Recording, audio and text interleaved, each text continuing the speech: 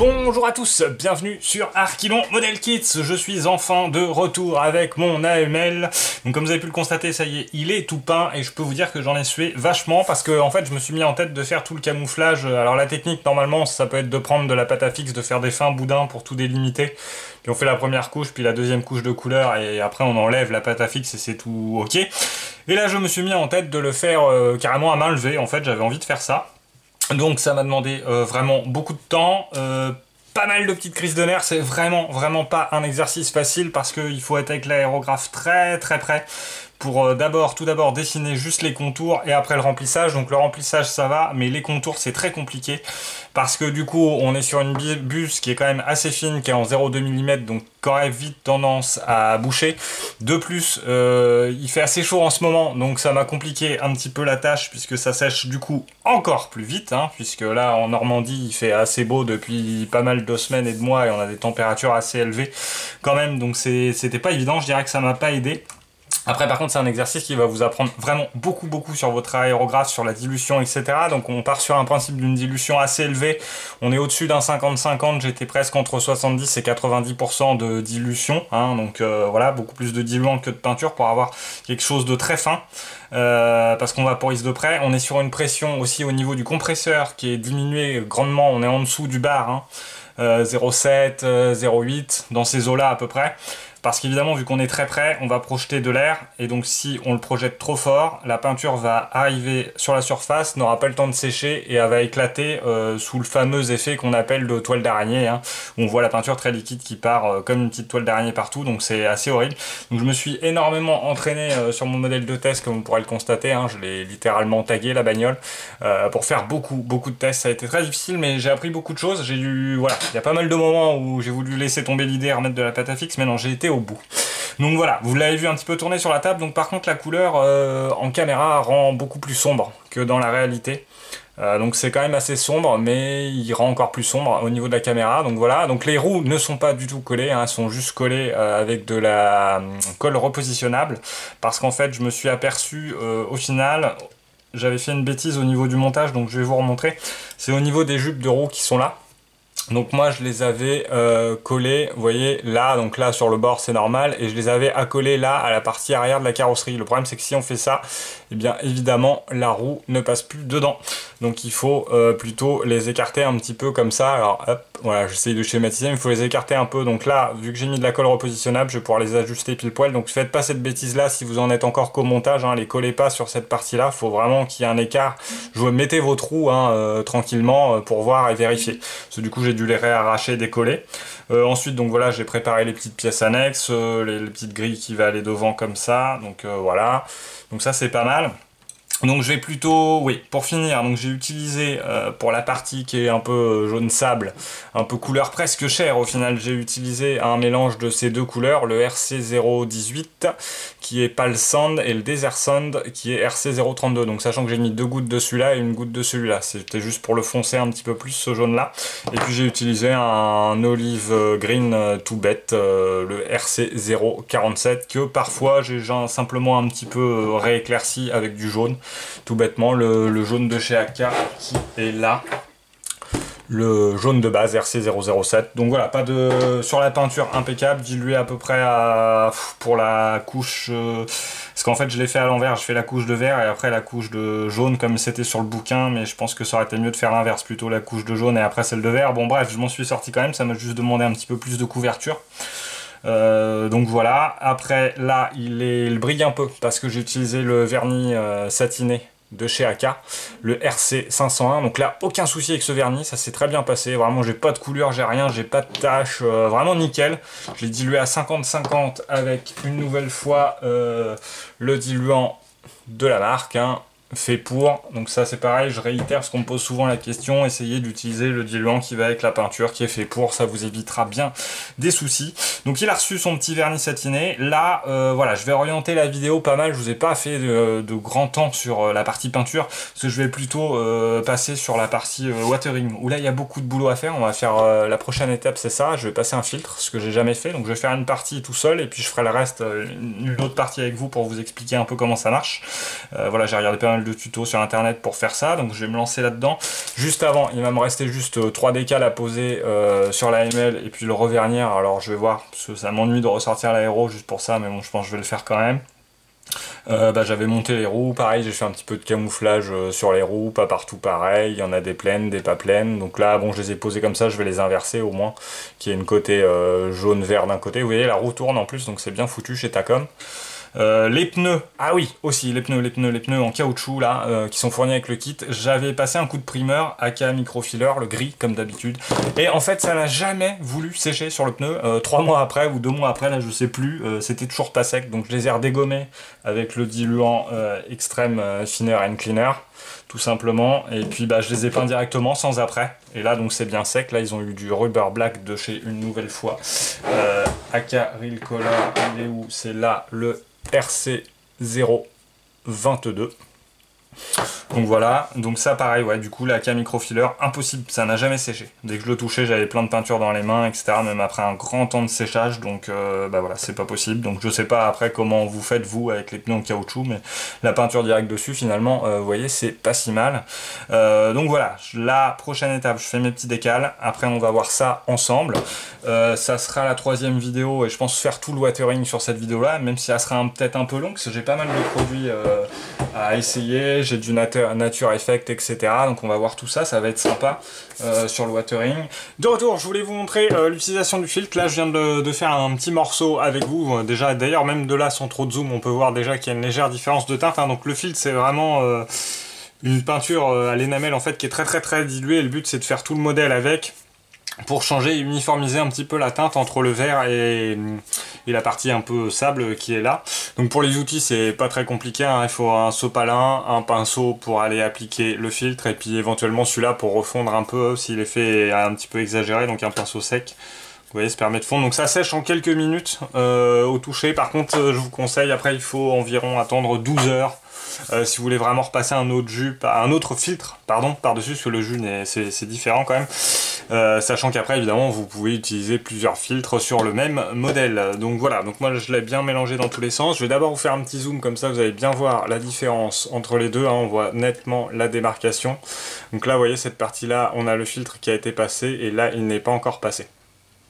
Donc après voilà, l'utilisation c'est vraiment, je vais faire le milieu là, cette partie là, puis je rejoindrai après en off les deux côtés. À l'utilisation c'est vraiment très simple, hein. Vous trempez simplement votre pinceau, par contre vous veillez à le décharger un petit peu sur une feuille de sopalin, et puis après gentiment vous venez recouvrir toute la surface en n'hésitant pas à le tirer. Cela vous voyez, ça laisse pas mal quand même de, je pensais pas, mais ça laisse pas mal de marques, on va dire, de pigments.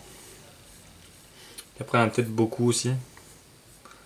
Après, bon, c'est pas du barbouillage, mais presque. Et puis, de toute façon, voilà, on va aller sur le vert. Là, vous voyez, sur le vert, ça se voit moins déjà.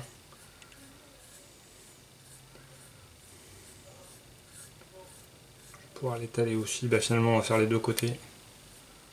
Et après, avec un pinceau sec, donc il faut travailler quand même assez vite. On va pouvoir tout refondre. Donc, c'est la première fois que je fais ça, hein. J'ai jamais fait de filtre de ma vie. J'essaie d'aller toujours quand même dans le même sens. Et l'idée, c'est qu'il n'y ait pas de dépôt qui s'accumule sur le modèle. Donc là, on va faire comme ça, on va remonter au moins jusqu'à là. Vous voyez, sur le vert déjà c'est plus difficile à travailler, on le voit quand même vachement moins.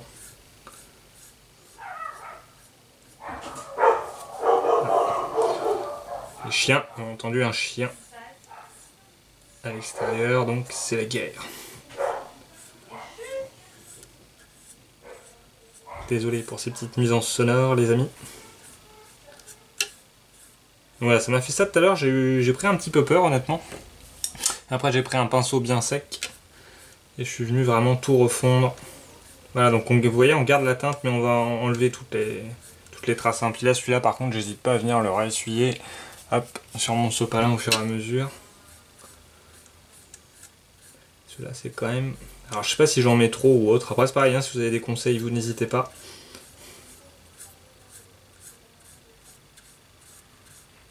Là vous voyez, ça commence déjà à ressembler à ce que ça doit être. Au fur et à mesure j'efface toutes mes vilaines traces. Voilà, il faudra faire gaffe, si vous voyez il y a une accumulation en fait qui s'est produite. Donc là On est moins sur un filtre, mais plus sur un jus dès qu'on fait de l'accumulation. Donc sachant qu'évidemment, vu que c'est à l'énamel, vous pouvez le diluer ou carrément l'enlever avec un diluant énamel. Moi j'ai le Odorless Thinner là qui est juste plus haut d'ailleurs. Je sais pas où je l'ai rangé celui-là, mais bref. J'ai ce produit là qui marche bien. Donc j'en ferai peut-être un petit coup après en off aussi sur les détails. Vous voyez là par exemple. Je vais vous zoomer comme ça vous allez voir. Mais là l'idée c'est que à cet endroit là il n'y ait pas d'accumulation du filtre. Parce qu'après on refera des jus sûrement dessus. Donc là voilà. Alors par contre vu que je parle, je perds un peu de temps. Où je vais peut-être être obligé de le sortir maintenant le thinner. Hop. Alors après que ça laisse un peu de texture c'est pas dérangeant mais je voudrais que ce soit vraiment très fin. Alors après honnêtement vous savez je suis mon bouquin là de watering basique. Donc ils font ce procédé là, hein. Ils font ça, ils disent de le faire. Après il faut que je regarde parce que c'est vrai que je trouve que la couleur elle est quand même vachement foncée. Bon maintenant de toute façon je suis parti donc c'est trop tard, on va rester comme ça. Mais c'est assez foncé quand même, comme teinte. Moi j'utilise le produit de Mig, un enamel Odorless Thinner, qui est vraiment bien. Alors là je vais carrément me targuer de prendre encore un autre pinceau, pour essayer de vraiment garder un qui est quand même sec. Juste essayer de voir si on peut diminuer un petit peu, alors celui-là je vais bien le l'essorer, si on peut diminuer un peu l'effet des traces, même si je vois qu'au rendu caméra c'est quand même pas, ça rend pas mal. Hein. Là on voit bien la bande ici qui n'a pas été faite. Je l'essuie bien. Voilà, juste ce que je vais faire c'est que je pense le rehumidifier un petit peu. Vous voyez, vous pouvez le refondre en fait. C'est vraiment pas mal. Voilà. Et là regardez, on a quand même une différence de teinte, voilà, on va changer vraiment toute la teinte du modèle, c'est assez sympa à utiliser.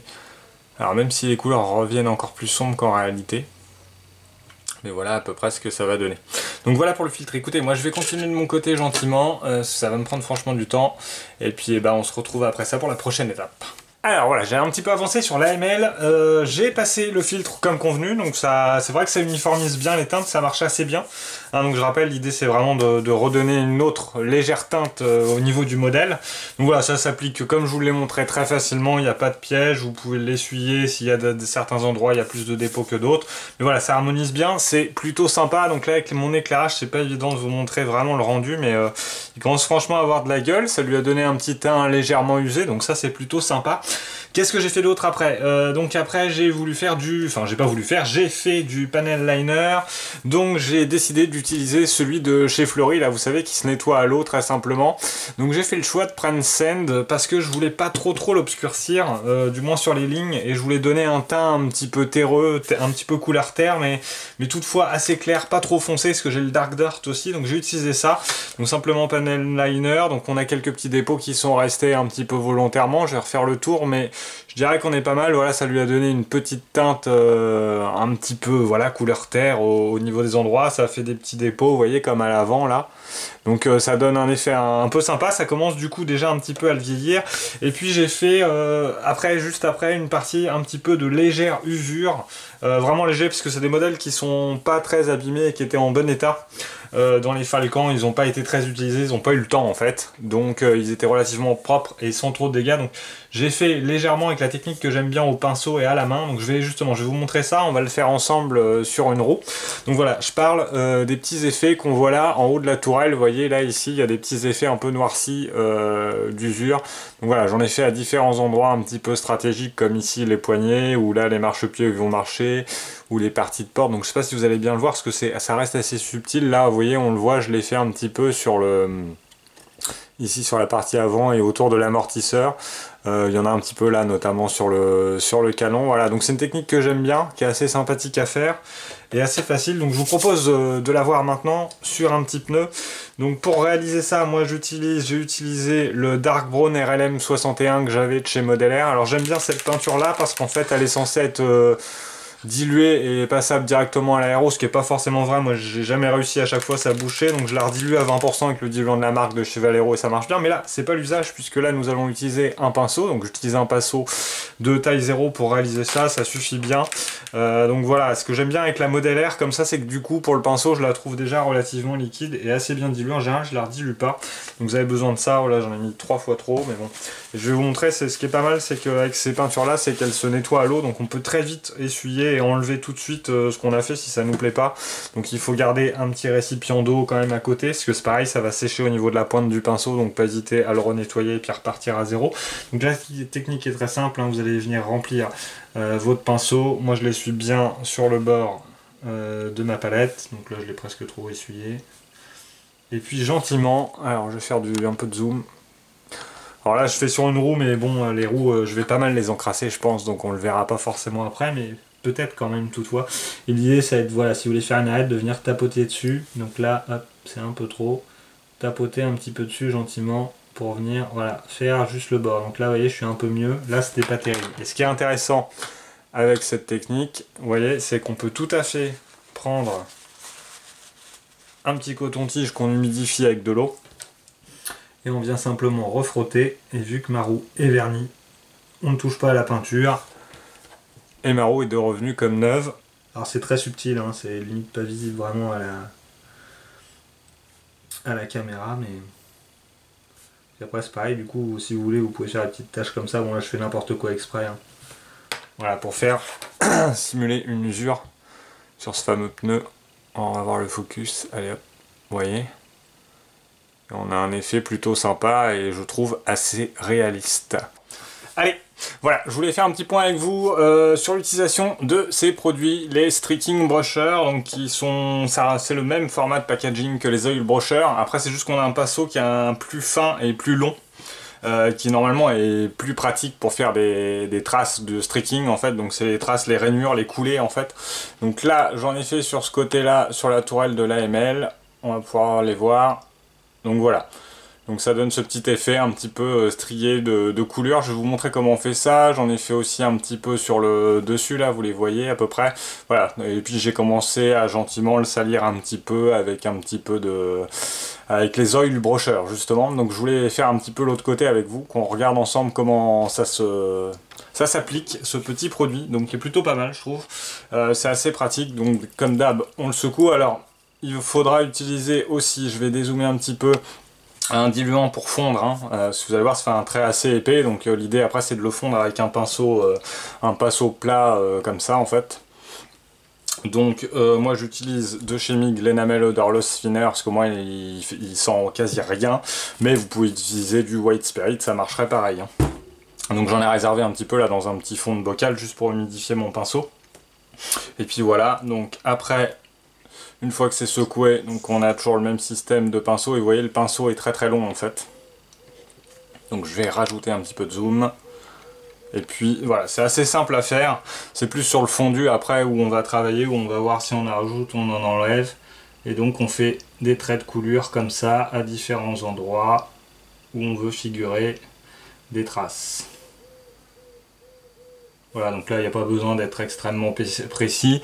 Vous allez pouvoir aussi ajouter plusieurs couleurs. Donc moi je l'ai fait en 2 étapes. On va ajouter une petite là. Donc voilà, l'idée c'est qu'on fait les traits. Après il y a l'autre technique qui est de faire des dots, en fait des points un petit peu partout, et après de fondre. C'est plus ce que j'ai fait sur le dessus en fait pour le salir un petit peu. Alors c'est à peine visible, hein, c'est très subtil. On en voit un petit peu là, j'en ai laissé un peu volontairement devant. Donc voilà, donc là pour ce qui nous intéresse, vous faites simplement quelques traits comme ça. Donc vous voyez, je laisse un peu de place, j'en ferai un là. J'ai une autre couleur qui est un peu plus gris en fait, donc que je vais utiliser après. Donc voilà, vous avez vu l'application très simple, franchement il n'y a pas de souci. On peut laisser sécher un petit temps, hein, parce que de toute façon c'est comme de la peinture à l'huile, donc ça sèche très lentement. Après le secret en fait pour le fondre, c'est de pas vraiment y aller au pinceau sec, hein, parce que là par contre vous allez étaler, puis à la fin ça va faire tout un voile. L'idée c'est qu'il ne reste qu'un trait cette fois.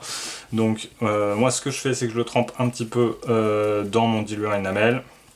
Et par contre je vais venir décharger quand même un peu mon pinceau, que ça coule pas de partout. Et après, donc, je vais au moins en faire un avec vous. Et après on va venir fondre le bord gentiment dans le sens de la descente. Et vous voyez, l'effet va diminuer. Après, on n'hésite pas aussi, alors là, je vais vous montrer, mais à décharger un peu son pinceau du produit excédentaire. Et hop. Donc c'est un produit assez sympa de chez MIG. Et puis on répète l'opération jusqu'à ce que le trait soit assez fin. Alors, on peut repartir dans l'autre sens tant qu'on est dans le sens de la coulée. Et je redécharge mon pinceau. On peut aussi le tourner pour refondre l'effet dans l'autre sens. Et vous voyez, petit à petit c'est en train de s'affiner et être de plus en plus subtil. Et vous remarquerez que du coup si je le fais par là, je vais pousser un peu la ligne par là en fait. Et si je le fais par là, je pousse la ligne. Donc vous pouvez le décaler légèrement, c'est pas mal. Si la position finalement vous plaît pas. Et là voilà, on commence à avoir un tracé de plus en plus fin. Là je vais bien redécharger. Parce que je trouve qu'il y en a trop. Voilà, là on commence à être vraiment pas loin. Hop. Voilà, le secret c'est de savoir s'arrêter. Vous pouvez aussi faire un petit peu ça pour le redécaler. Mais l'idée c'est vraiment de faire des traits verticaux comme ça. Dans le sens de la coulure, hein, tout simplement. Cela, vous voyez, je l'ai presque trop enlevé. On arrive presque à... ça fait presque un voile. Et puis en plus j'ai des poils de pinceau. Les pinceaux sont neufs. Ils sont intégrés. Et donc là, voilà, on a une trace de coulure qui est arrivée, bon, qui est très très très fine, hein. Ça a presque fait un voile.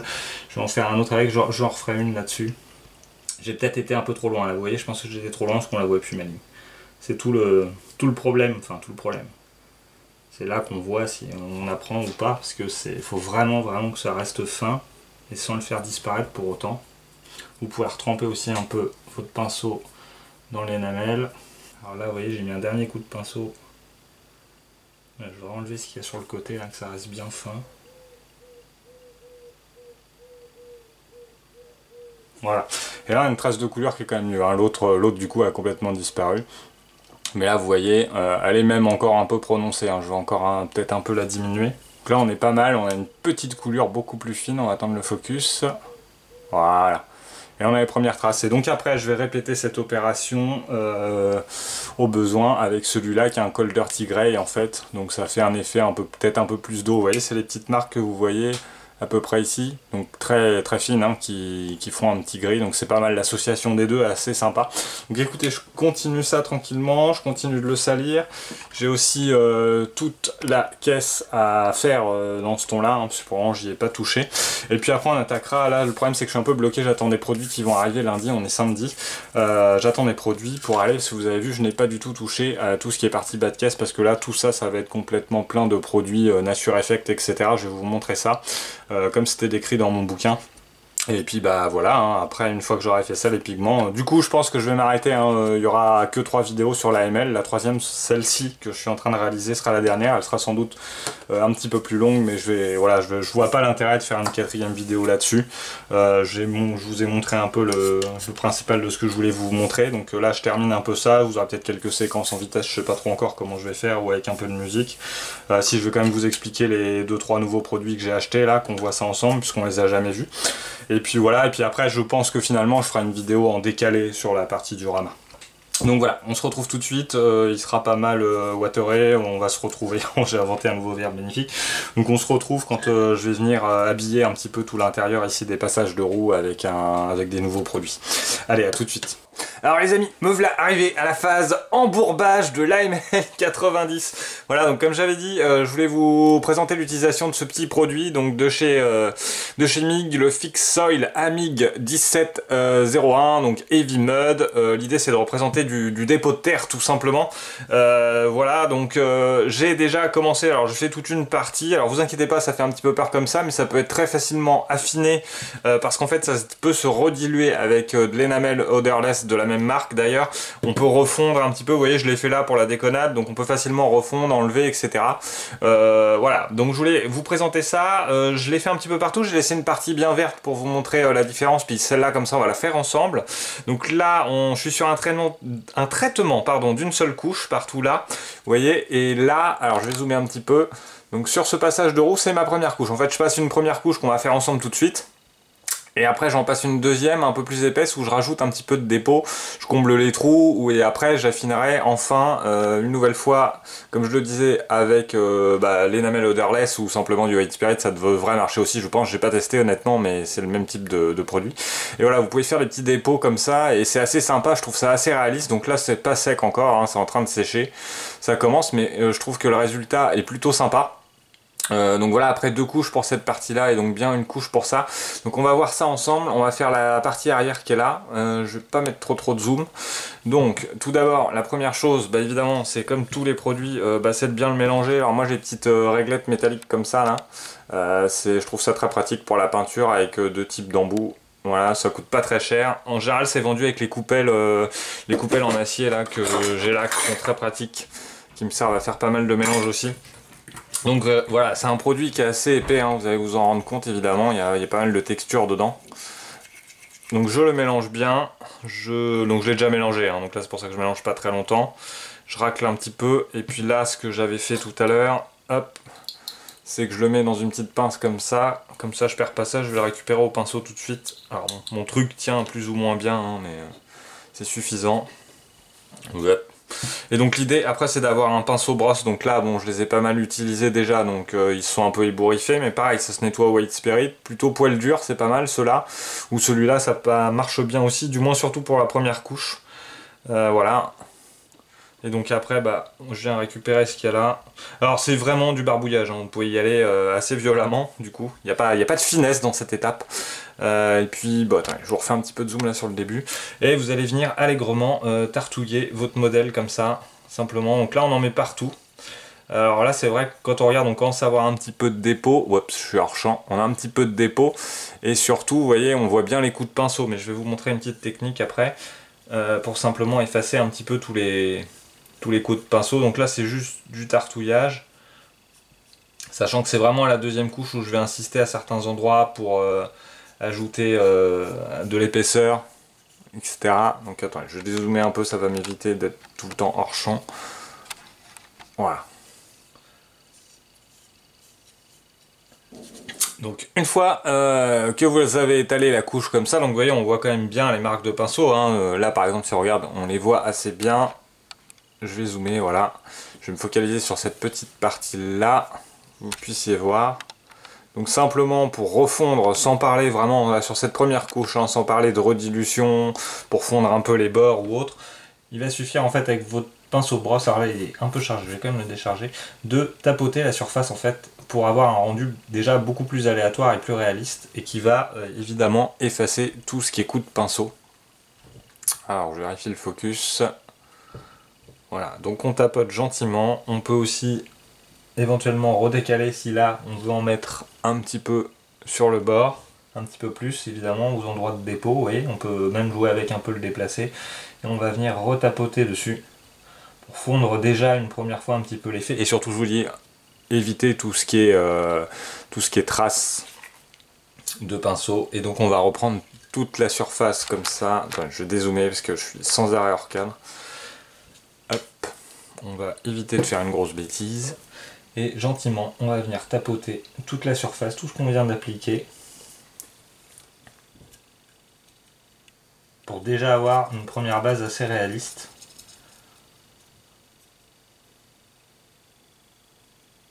Après on va bien laisser sécher, là moi ça met un petit peu de temps à sécher quand même. J'avais laissé sécher bien 24 heures, hein, facile. En fait je l'ai fait, cette partie là que je vous ai montré, je l'ai fait hier la première couche, hier soir, et j'y ai retouché là avant de commencer à filmer, donc on est à peu près à 24 heures pour que ce soit bien sec. Donc voilà, je viens tout fondre, même là. Bon là s'il y a un peu de dépôt c'est pas très grave, d'autant que après évidemment on a la roue, hein, donc il en restera pas forcément grand chose de visible. Mais comme souvent sur les maquettes, voilà, ces petits détails, ça se verra un tout petit peu et ça fera vraiment sympa du coup. Et après voilà, à peu près là sur le milieu il y aura un travail. Alors sachant que donc là on a passé notre première couche, il me restera la deuxième à faire. Je vais la filmer aussi tout à l'heure. Enfin demain maintenant, le temps que ça sèche. Et après j'aurai aussi deux autres produits qui vont revenir par-dessus que je vous ai montré l'autre fois. Le Fresh Mud et Dark Mud qui vont rajouter un petit peu de couleur en plus, un petit peu de côté humide, pas humide. Donc voilà, on va associer en plus ces deux produits. Je l'insisterai un peu en dessous justement pour qu'on le voit bien, et puis un peu dans les passages de roue, et vous allez voir, ça va avoir une autre tranche. C'est comme si un petit peu c'était une première couche de peinture, une première base, et après on va ajouter encore d'autres couleurs par dessus, des nuances en fait. Bah là c'est un peu l'idée aussi avec ce type de produit. Alors en termes de produits, ça ressemble vachement à ce que j'avais utilisé pour faire mes dioramas. Alors le problème c'est que je sais pas trop où j'ai remis les pots, mais ça ressemble vachement à ce genre de produit en fait, hein. C'est un peu la même consistance à l'utilisation, je trouve que ça ressemble beaucoup, donc voilà. Et puis bah voilà, écoutez, donc je laisse ça sécher gentiment, et puis bah, on se retrouve pour la deuxième couche, un petit peu d'ajustement pour ajouter du dépôt si on veut. Et puis voilà, après on attaquera sur ces produits là. Allez, à tout de suite.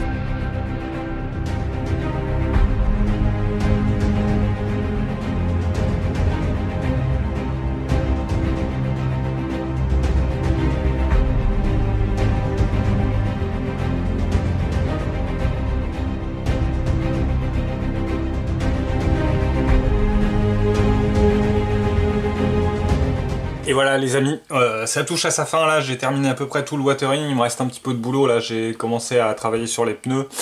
Donc voilà, je voulais vous remontrer le dessous parce que bah, une fois que je vais mettre les roues, après on ne le verra plus. Donc voilà, au final ce que ça donne, avec tous les effets qui ont été ajoutés de wet effect, mud effect, etc. Donc voilà, c'est assez sympa.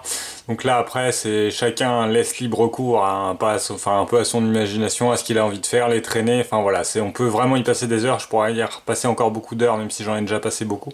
Mais vous voyez, le résultat est vraiment sympathique. Je vais faire un peu de zoom dessus quand même. Vous voyez, ça fait vraiment réaliste, je trouve ça assez sympa. Donc bon, en plus là c'est sur le dessous, donc il n'y a pas grand risque, hein. Une fois posé, on verra rarement le dessous, donc c'est plutôt pas mal. J'ai fait tout ce qui était un peu lumière, etc. Donc là j'arrive vraiment à la fin, là je vais faire le montage final de toutes les petites pièces qui traînent à côté, là que vous voyez sur la droite. Et puis donc la prochaine fois que je vous reprends, bah, il va tourner sur son socle et le modèle sera terminé. Il me reste voilà pas grand chose à faire, juste le travail sur les roues de côté, mais là je vais profiter du séchage des roues pour assembler toutes les petites pièces annexes. Et puis bah voilà qui clôturera cette vidéo de la ML90 qui sera sans doute très longue. J'ai pas commencé le montage mais je sais que j'ai enregistré beaucoup. Donc allez, on se retrouve tout de suite pour la partie finale.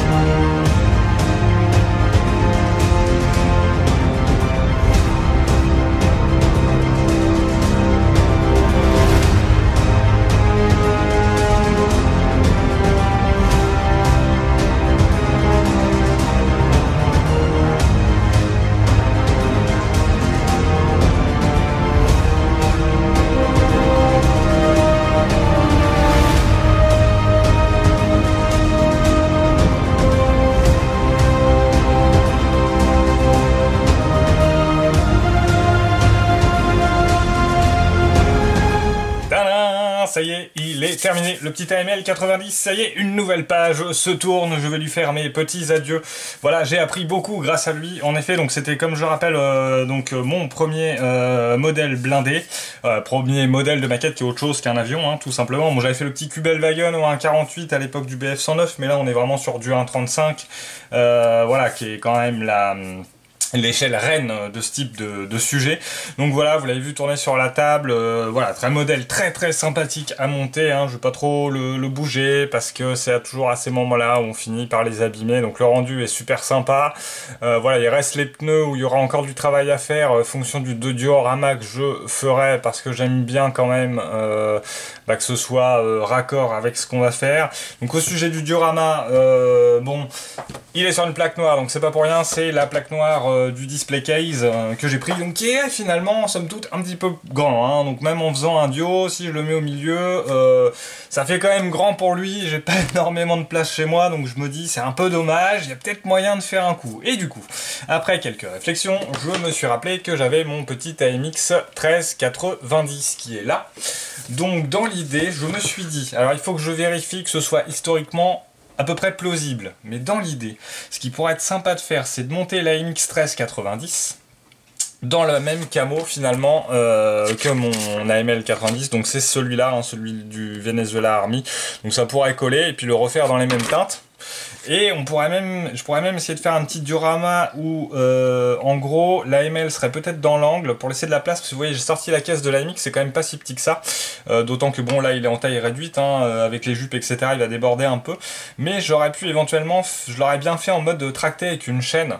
Voilà, si c'était embourbé, alors pourquoi pas carrément faire un truc vraiment beaucoup plus élevé, où au final il serait comme dans un angle de flotte en fait sur l'angle, vous voyez, un petit peu comme ça, en train d'être sorti finalement par la MX qui serait là au-dessus avec une chaîne. Voilà, donc il y a un truc assez sympa à faire, donc de toute façon la MX je vais le faire. J'ai regardé du coup un petit peu le kit, il est vraiment sympa. Voilà, donc je vais voir si je fais le roadshow entre deux ou si je fais les deux en même temps. Je pense que ça va être les deux en même temps, mais du coup la partie diorama sera faite bien après, une fois que la MX sera fait aussi, et je pense que je vais partir sur cette idée de tractage, alors soit l'AML immergé dans l'eau un petit peu, au moins sur la moitié arrière comme ça là, ou pas, je vais y réfléchir, ou embourber complètement dans la terre, parce qu'ils avaient des difficultés de franchissement quand même avec ce genre de véhicule, d'où la petite grille à l'avant qui permettait de faciliter le passage. Mais du coup, si historiquement c'est à peu près plausible, ça pourrait être sympa d'avoir les deux, puis moi en termes de gain de place ça va me faire deux véhicules synchro sur la même plaque, ça peut être assez sympathique. Donc voilà pour la petite parenthèse diorama, je vous tiendrai au courant de toute manière. Voilà, donc j'ai pris beaucoup de plaisir à faire ce modèle, j'ai appris énormément de choses avec mon aérographe en faisant la peinture à la main, et je suis assez content du résultat finalement. Bon, il y a comme tout kit, hein, on trouve toujours un petit peu des petits défauts, mais bon là ça va, j'en vois pas d'énormes, c'est plutôt pas mal. Il y a juste les roues à retravailler, mais je vous dis ça ira avec le diorama, ça peut pas aller sans. Donc là je vais refermer le bocal, je vais le mettre de côté pour surtout pas l'abîmer, et puis on reverra ça au moment de la MX, comme j'ai déjà dit, ça fait au moins 3 fois que je le dis, je me répète un petit peu. Sur le kit Takom AML 90, vous pouvez foncer si vous êtes débutant comme moi, c'est un modèle très simple en termes de montage, tout s'ajuste parfaitement, il n'y a aucun piège, juste les jupes arrière, faire gaffe comme je vous ai expliqué en début de vidéo au collage. Hormis ça, il n'y a vraiment rien, c'est super clean, c'est un super kit, c'est une super marque là, franchement je vous le redis. Foncez les yeux fermés. Qu'est-ce que je voulais dire? Si, seul défaut que je pourrais donner, c'est sur la notice, la partie en fait de schéma de peinture est un peu petite, hein. On a quand même du mal à voir vraiment le camo comment il est, donc finalement il est inspiré d'eux, pas totalement parfait comme sur la notice. Et puis il y a certains éléments où au final on nous donne pas vraiment de teinte, hein. Tout ce qui est petits détails un peu accessoires, vous n'avez pas de couleur, vous faites comme vous voulez en gros. Bon voilà, c'est les seules choses que j'ai pu trouver, et c'est parce que je viens de gratter pour trouver quelque chose, parce qu'il y a toujours des défauts, mais vraiment Takom c'est une marque au top. Donc écoutez les amis, je vais refermer cette belle histoire de la ML90, je suis très content. Écoutez, je vous souhaite plein de bonnes choses, portez-vous bien, maquettez bien, à la prochaine.